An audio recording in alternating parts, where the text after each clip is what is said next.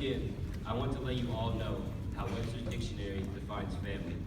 It states, a group consisting of parents and children all living in the same household, and or all descendants of a common ancestor. The word being synonymous to something along the lines of a bloodline. October 2nd, 2012, the day I came here to Danvers, Massachusetts, scared for my life. So much anxiety had built up inside of me that I had developed a hatred for a place that was completely foreign to me. The moment I stepped into my new house, I vomited right in the doorway. I had just left my home where all my family and friends had lived, hopeless with no outlet. Now, let's fast forward.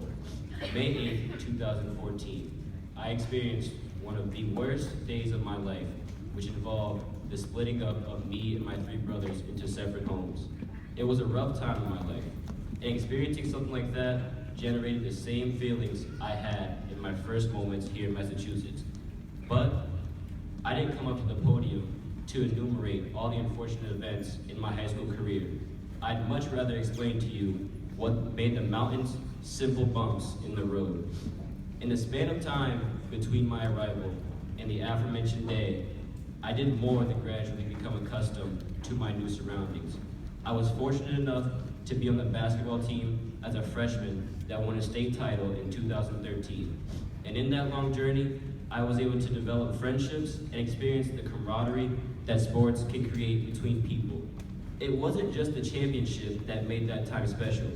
It was the bond that I had established with people that I basically just met.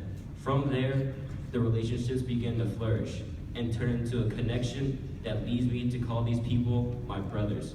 At the time, for them, we were just playing basketball, hanging out, and being ordinary friends. But in my eyes, these people, who still are, today, they were like my saviors.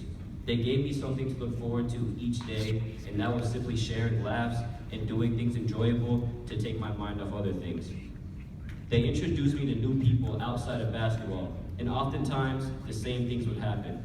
Bonds would be created that couldn't be severed by mere confrontation. I once explained it to someone over text in these exact words. It's weird to a certain extent, but it's real. It's cool connecting with people who just enter your life and you can develop relationships with them that are parallel to nothing else.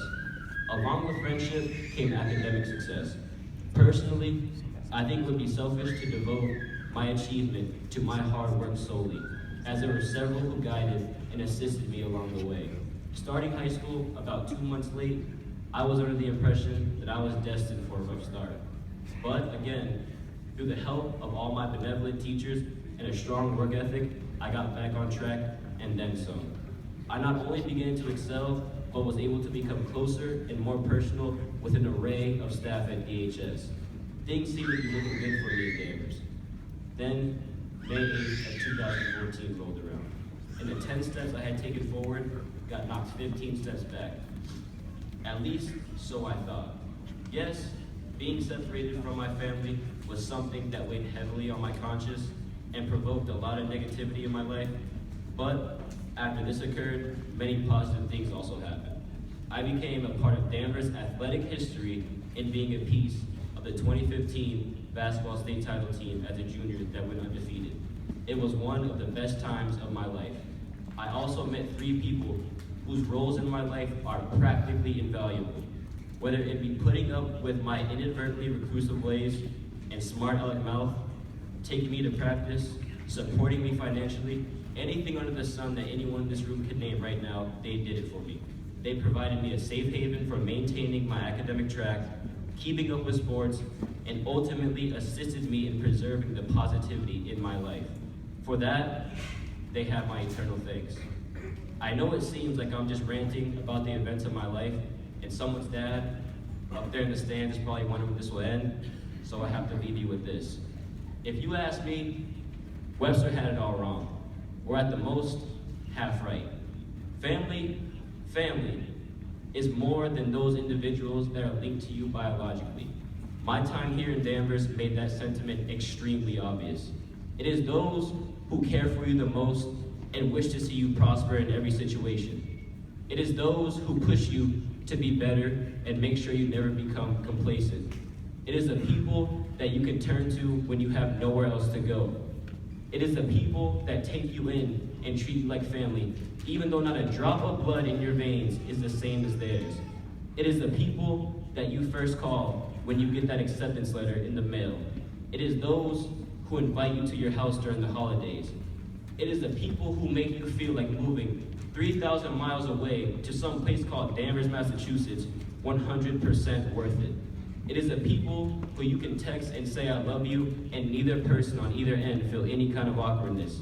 It is the people who put up with your nonsense even when they don't have to. It is those who get you a new car key after hours of searching for the one you lost at the middle school courts. And most importantly, it is the people you can rely on to heave you over the walls of tribulation and then be there to catch you on the other side before you fall. I can't thank this place enough. And if I tried to thank each and every individual, we'd be here all night, and I wouldn't want to do that to that person's dad back there. I realize that when you are surrounded by genuine people that truly care about you, there's no problem in life that one can't overcome. In turn, I devoted a lot of my high school career, and hopefully my future life, to making the most out of the opportunities that each and every one of you have given to me. I once told two good friends of mine that moving to Danvers might be one of the best, if not the best, thing to ever happen to me. I came from a place where the general community doesn't really care about another individual's success. And believe me, it's a whole lot different from Danvers. Moving here to a place that seems to thrive off of altruism, I was so surprised that a place like this even existed.